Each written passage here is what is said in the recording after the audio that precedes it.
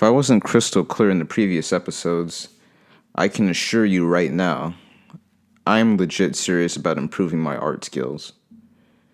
I've been practicing here, here, and here. And I can tell you wholeheartedly that nothing is going to stop me from improving. What the hell are you doing in there? Well, maybe that.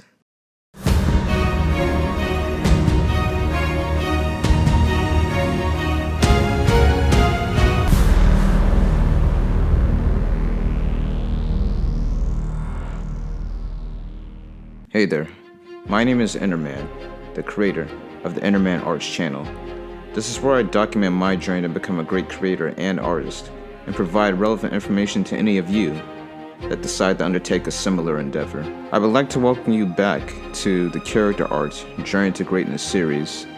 In this series, I showcase the methods that I happen to come across in my journey, and also how I try to implement them into my daily routine in order to gradually improve as an artist. In simple terms, it's just me learning how to draw. Today's episode will be all about me learning how to draw the human skeleton. Now, before we get into that though, what you need to do is hit that like button. You need to annihilate it. You need to hit the subscribe button, and you need to hit the bell so you don't miss a single episode when it releases. I'm waiting.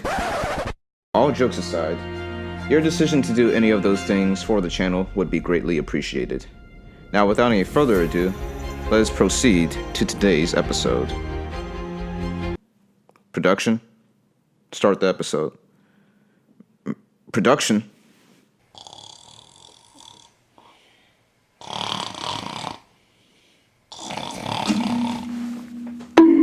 Can you start the episode, please? Like, what do I pay you for?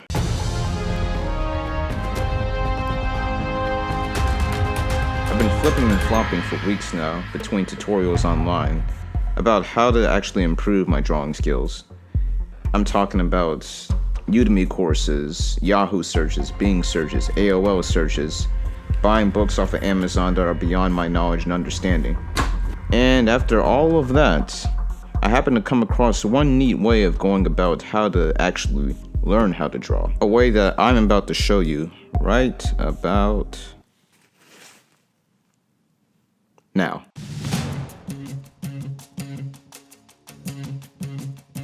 So like I said before, I picked up some books off of Amazon, and they didn't really turn out to be what I thought they were gonna be. Like especially this book, Figure Drawing and Design and Invention by Michael Hampton. Yeah, I just need something a bit more simplistic, you know, something like a dummy version.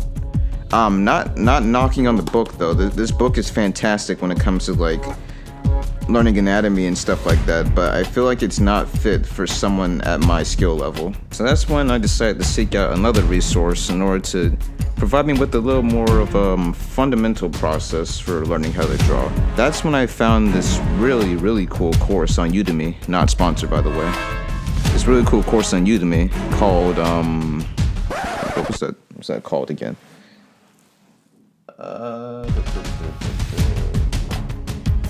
An art course called Anatomy for Figure Drawing, Mastering the Human Figure by Neil Fontaine. Yeah. I'll put a link to that course in the description for you, just so you can check it out. But anyways, what I love about this course is that the man doesn't BS with you. He gets up in your face and he tells you that you need to memorize these sections of the skeleton in order to completely draw it from memory. And I was all like, okay, boomer. No, in all seriousness, I really marked what this guy had to say because he's the expert and I'm not, and I tried to implement it into my own routine, which we're about to get into right about now. But let me show you the first thing that I learned. These drawings show us basic body proportions for both male and female. Notice how the male rib cage is a bit wider than the female one.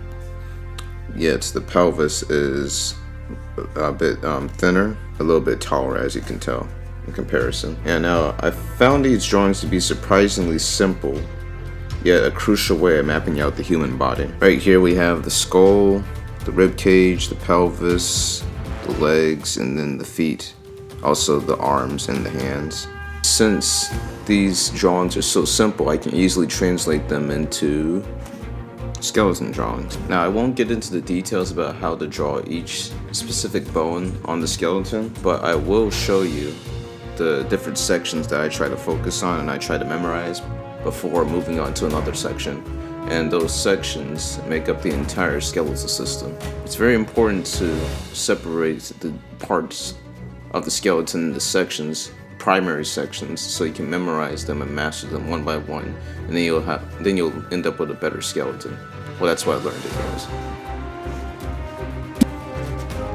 was. So here, I just drew a male and a female version. So remember, the pelvis for the female is wider but thinner than the male version. So this first section consists of the skull,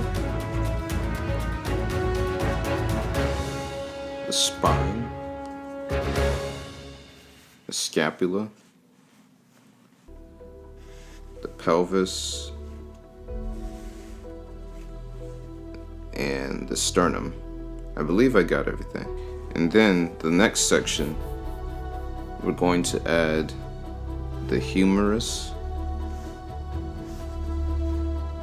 We're gonna add the ulna, which sits, this is like a small bone for the forearm, which sits inside. And then the radius sits outside. Then we're also gonna add the hands as well.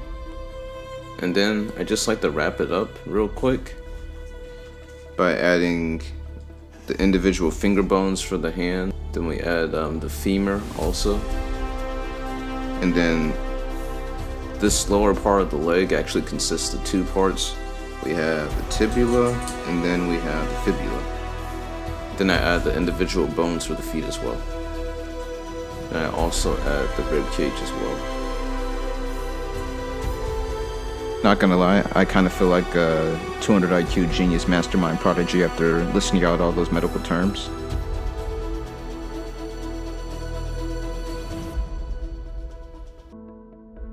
So what I like to do is look at Fontaine's drawings from his course and then draw them from reference first and then from memory. I typically switch back and forth between the two and try to fill out a full page of one primary section of the skeleton. And then once I'm done with that section, I try to move on to the next section. So, to fully internalize it. Furthermore, I also like to draw the female version after drawing the male version. So basically I alternate between the two. Like I mentioned before, the course really recommends that you draw these all one by one until you memorize them. That way you will be able to easily create a skeleton drawing from your imagination with ease. Finally, I usually take an hour or two depending on my schedule out of the day to get some practice in. This can be separated into Pomodoro sessions, so those consist of 25 minutes of work followed by a 5-minute break. If you've seen the previous videos, you've heard me talk about that before. I find that splitting this up into Pomodoros allows me to really memorize the process I just used to draw a portion of the skeleton within that 5-minute break. So it gives my mind some time to really wrap my head around what I just did. Finally, I just want to reiterate that this course is just such a breath of fresh air. For me at least, since I've been really confused about where to start in order to improve my drawing for the past couple of weeks. And yeah, that's all I got for you. Well, that concludes today's episode, ladies and gentlemen. I do hope you enjoyed it. Now, if you haven't done so already, make sure you check out the previous episodes of this series, as well as the baseline series in which I showed my starting point when it comes to art. Also, make sure you support us on Twitter, Instagram, Discord, and Patreon. And just want to remind you, hit that like button, subscribe, and hit the bell so you don't miss a single episode when it comes out. And finally, make sure to tune in next week, Saturday, November 30th, 11 a.m. sharp, Eastern Standard Time, for a new episode of Innerman Arts. Till next time, ladies and gentlemen, this is Innerman from Innerman Arts, signing off.